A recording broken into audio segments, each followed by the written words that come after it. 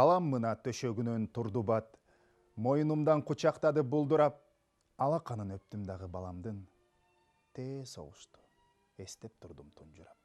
Самак эле ынак досум сырдашкан, укмуш болчу күлкү менен ыржактан, ызылдаган октор тына калганда, ыр күлкүгө бизди бөлөп жыргаткан.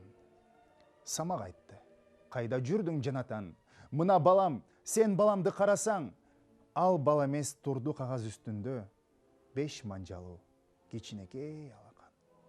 Самак өп кагаз бетин жапты да, улутунду, балагандай жакшына, ошол түнү алакандуу кагазды коюп жатты жаагынын астына.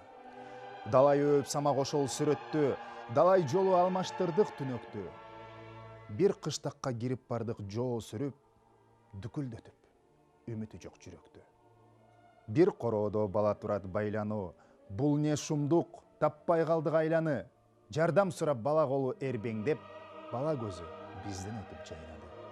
Баланы биз аң-таң калып карасак, баарыбыздан самак тура баласак, наристени бошотууга байлоодон аттап-буттап, чуркап кетип барат. Ыйлап турган ал балага таңылып, жеткен кезде атасындай сагынып, кара түтүн, боз топурак бурк этти, коюп койгон жоо минасы жарылып.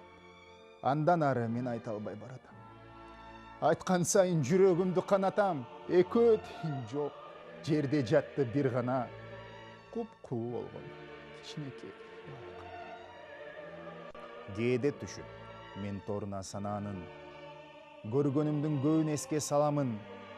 Согуш десе, көз алдыма тартылат, ошондогу алакан баланы.